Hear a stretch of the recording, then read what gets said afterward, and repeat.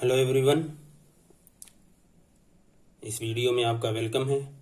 आज हम question number 2 करेंगे। अभी हमने इससे पहले वाली वीडियो में कुछ इजी एग्जाम्पल किए थे। यहाँ भी हम एक और क्वेश्चन सॉल्व करेंगे जो थोड़ा सा डिफरेंट होगा। थोड़ी सी अलजेब्रा उसमें करनी पड़ेगी, या हम जिसको कहते हैं सिंप्लीफिकेशन, थोड़ा सा हमको करना है, क्योंकि हमारे पास जो नॉन फार्मूले हैं, कोई भी अगर फंक्शन दिया हुआ है तो उस नॉन फार्मूले में हमें उस फंक्शन को चेंज करना होगा, मीन्स सिंप्लीफाई करके फार्मूला बेस्ड उस फंक्शन को करना होगा। ओके, समझिए जैसे इस एग्जाम्पल में इवेल्युएट द फॉलोइंग, और यहाँ पे दिया हुआ integral √x plus 1/√x whole square dx। Okay, ये देखिए ये इन ईयर्स में आया हुआ है कुछ एग्जाम्स में, और ये इंटीग्रल आपका है 1 - x² whole cube upon x²। Okay, dx means x के रिस्पेक्ट में आपको डिफरेंशिएट करना है इसको। ठीक है, अब देखिए इसका सॉल्यूशन। ओके, इसका हम सॉल्यूशन करेंगे। ओके, और चलिए सॉल्यूशन स्टार्ट करने से पहले अगर आप चैनल पे नए हैं तो इसको सब्सक्राइब कर लीजिए और बेल आइकन प्रेस कर लीजिए, क्योंकि जैसे ही वीडियो अपलोड की जाए तो बेल आइकन प्रेस करने से नोटिफिकेशन आप तक पहुंच जाएगा। कई बार ऐसा होता है कि वीडियो की व्यू क्वालिटी जो होती है वो अच्छी नहीं होती है, तो आप क्वालिटी अपने मोबाइल में उसको 360 या 480 पे उस वीडियो को देख लिया करिए, जिसकी वीडियो क्वालिटी अच्छी नहीं होती है बाय डिफ़ॉल्ट। ओके, ये आपको यहाँ पे आपकी स्क्रीन पे यहाँ पे कहीं पे आपकी स्क्रीन में वो 3 डॉट शो हो रहे होंगे, वहाँ से आप क्वालिटी पे जा सकते हैं। देखिए जहाँ हमारी पिन हम जहाँ रख रहे हैं, यहाँ कहीं आपको जब आप वीडियो देखेंगे तो यहाँ पे कहीं आपको वो चीज़ मिलेगी। ठीक है, 3 डॉट यहाँ कहीं मिलेंगे, तो उससे आप चेक करके वीडियो की क्वालिटी को इम्प्रूव कर सकते हैं। ओके, अगर वो ऑटो पे सेट नहीं है तो। ठीक है, चलिए क्वेश्चन स्टार्ट करते हैं हम।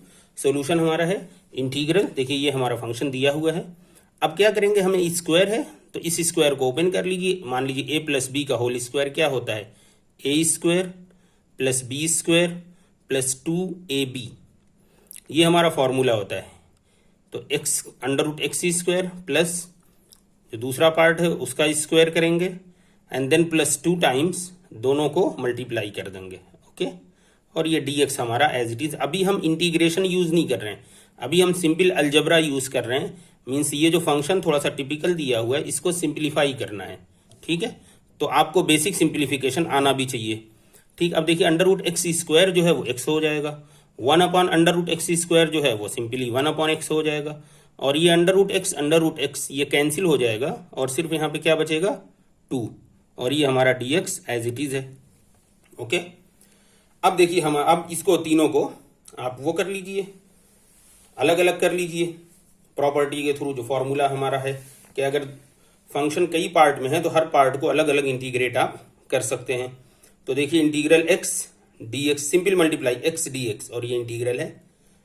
ठीक है, ऐसे सिंपल आप समझिए, सिंपल आपको मल्टीप्लीकेशन करना है, बट एक्चुअल में ये मल्टीप्लीकेशन नहीं है कि x × dx नहीं है, ये रिप्रेजेंटेशन है कि डिफ्रेंशिएशन। बट समझने के लिए यहाँ पे यही है कि आप समझिए कि आप मल्टीप्लाई कर रहे हैं।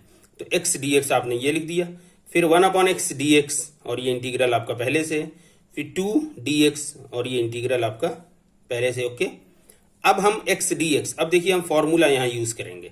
यहाँ हमने लिख दिया है फॉर्मूला यूज्ड। जो फॉर्मूला यूज हुआ है हमने उनमें से कुछ फॉर्मूला या सारे फॉर्मूले को लिख दिया है ताकि आपको समझने में आसानी हो। देखिए x⁴n dx का जो फॉर्मूला हमारे पास है वो x⁴n + 1/n+1 प्लस हम c यूज करते हैं, कांस्टेंट ऑफ इंटीग्रेशन।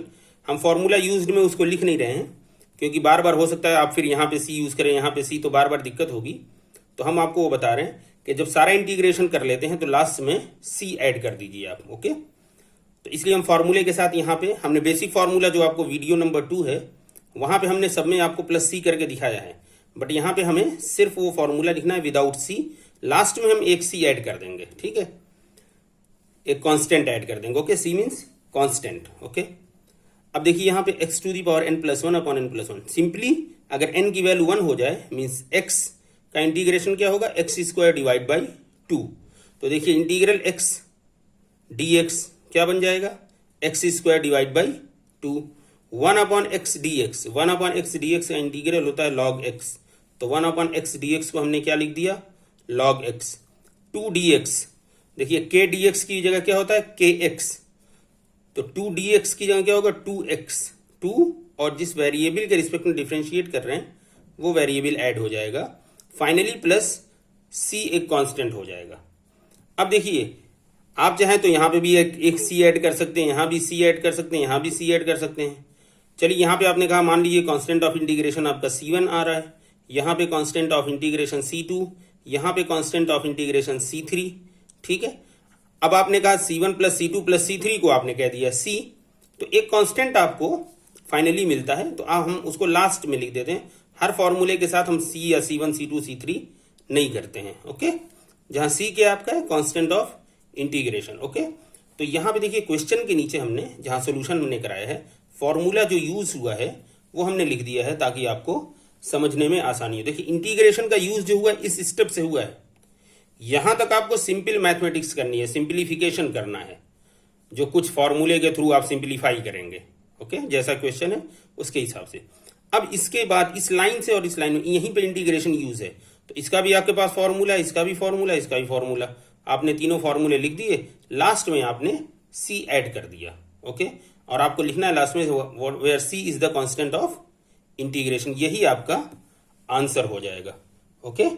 उम्मीद है ये सॉल्यूशन आपको समझ में आ गया होगा। चलिए एक दूसरा बी पार्ट भी इसका करते हैं, ओके। देखिए बी पार्ट आपका क्या है, 1 minus x square whole cube upon x square, okay.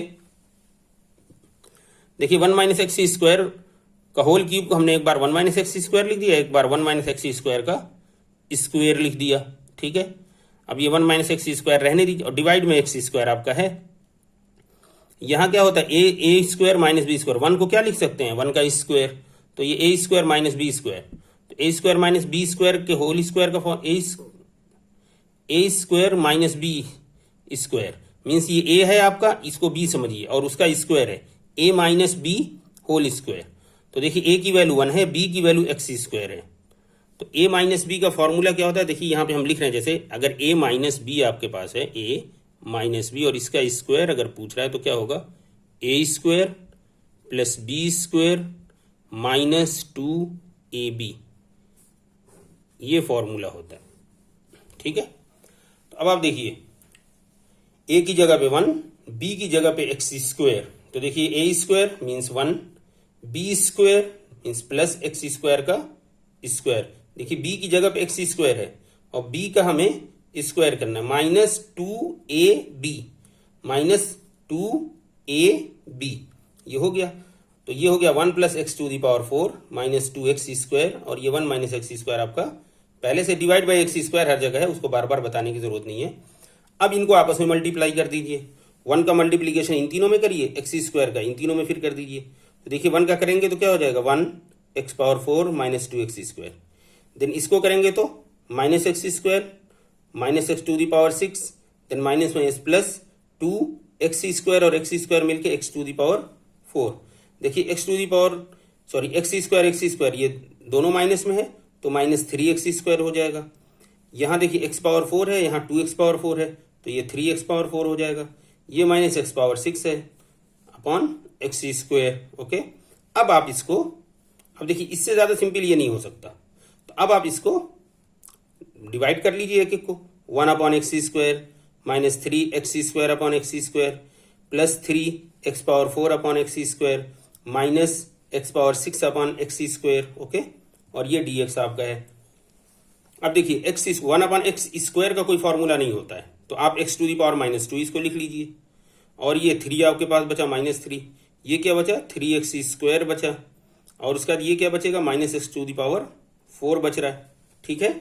अब देखिए एक्स टू दी पावर 2 का, x to the power minus 2, x to the power n का हमने फॉर्मूला पिछले ए पार्ट में इसके बताया था, क्या होता है x to the power n plus 1 upon n plus 1, n की जगह पे यहाँ है माइनस 2, तो x to the power minus 2 plus 1 upon minus 2 plus 1। जब x पे पावर रहेगी माइनस 1 के अलावा कोई भी पावर, x पावर माइनस 1 जो होगा 1 अपॉन x होगा, उसका log x होता है, तो x पे पावर कोई भी पावर रहेगी उस पावर में 1 ऐड करिए और इसी पावर से डिवाइड कर दीजिए। आप सिंपली याद रखिए, यहाँ पे जो भी पावर हो वहाँ पे 1 ऐड करिए, लेकिन ये -1 नहीं होना चाहिए, उसके अलावा कुछ भी हो। यहाँ पे जो भी पावर दी हुई है उस पर 1 ऐड करिए और इसी पूरी पावर को एज इट इज डिवाइड कर दीजिए। ठीक है, और देखिए यहाँ -3 है तो कांस्टेंट है किसके रिस्पेक्ट में, x के रिस्पेक्ट में, तो कांस्टेंट और ये x आपको मल्टीप्लाई साथ में मिल जाएगा। अब यहाँ पे भी देखिए 3x², x² 2 + 1 अपॉन 2 + 1। उसी तरह यहाँ देखिए x⁴ है तो 4 + 1 पावर और डिवाइड बाई इसी पावर से डिवाइड कर देंगे आप, तो ये आपको मिल गया।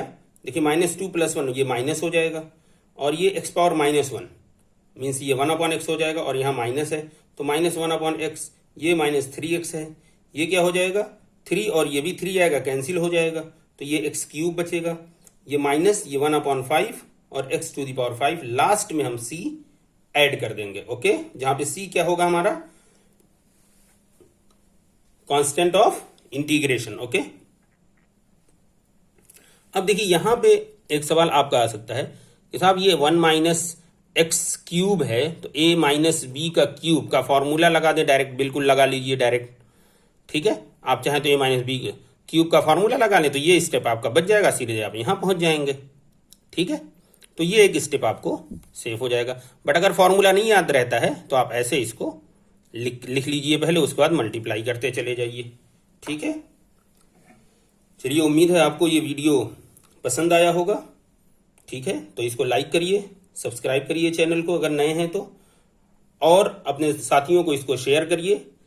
ये वीडियो उन लोगों के लिए यूजफुल है जिनके सिलेबस में इंटीग्रेशन कोर्स में उनके है, जैसे बी फार्मा में भी होता है, बीटेक जो बायोटेक्नोलॉजी एग्रीकल्चर साइंस से करते हैं उनके लिए भी है ये यूजफुल, बीबीए बीकॉम में भी ये यूजफुल है, डिप्लोमा स्टूडेंट हैं जो पॉलिटेक्निक के और क्लास 12th के लिए, उन सब के लिए इंटीग्रेशन जो है सिलेबस में उनके है, तो सबके लिए ये वीडियो यूजफुल है। तो अपने साथियों में जो जो इन कोर्स के हैं उन तक ये वीडियो पहुंचाइए। ओके, अपना ख्याल रखिए, हेल्दी रहिए, गुड बाय।